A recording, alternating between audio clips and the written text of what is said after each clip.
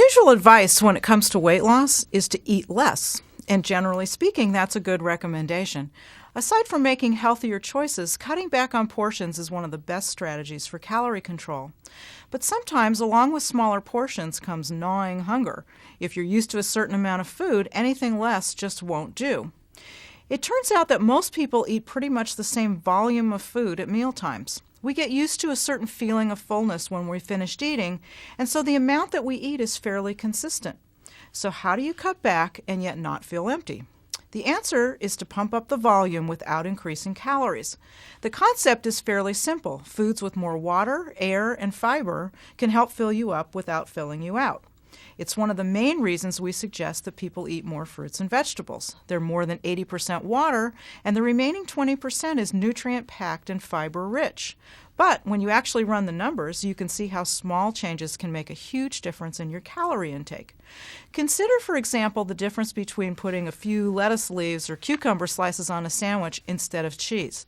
An entire head of watery lettuce has only 25 calories, and a whole cucumber has only 10. But a single slice of Swiss cheese will cost you 100 calories. So piling up the veggies on your sandwich will give you the bulk without the calories. This is also why salads make such good meal starters, as long as they're not drenched in salad dressing. Some people simply drink water before a meal to help fill them up, but studies say that you'll actually get fuller if the water is incorporated into foods. In one case, study subjects found that a meal of chicken, rice, and a glass of water was much less satisfying than when they ate the chicken, rice, and water in the form of a soup.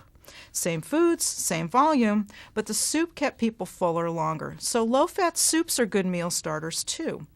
Foods with the least amount of water, dry foods like crackers or pretzels, for example, tend to have a lot of calories in a relatively small volume. When you cook whole grains like whole wheat pasta or brown rice, the volume increases since water gets incorporated during the cooking process and the calories per cup go down by 2/3.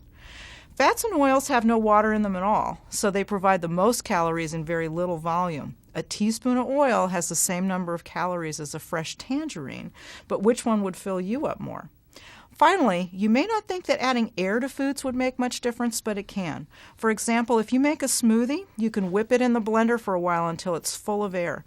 And airy foods with irregular shapes, like puffed wheat cereal or air pop popcorn, are good too. They take up more space on the plate and in your stomach, giving you more for less.